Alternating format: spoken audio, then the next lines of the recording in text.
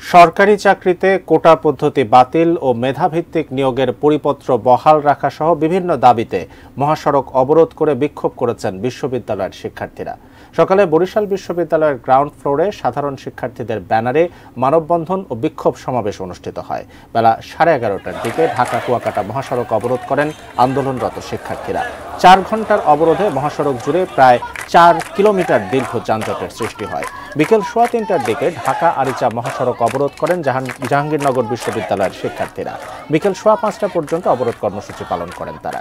এ সময় 2018 সালের পরিপত্র বহাল রেখে কমিশন গঠন এবং সরকারি চাকরিতে অযৌক্তিক ও বৈষম্যমূলক কোটা বাতিলের দাবি জানান তারা। সংবিধান অনুযায়ী কেবল অনগ্রসর ও সুবিধাবঞ্চিত জনগোষ্ঠীর কথা বিবেচনা, সরকারি নিয়োগ পরীক্ষায় কোটা সুবিধা একাধিকবার ব্যবহার না করা এবং শূন্য পদগুলোতে মেধা অনুযায়ী নিয়োগের দাবিও রয়েছে আন্দোলনকারীদের।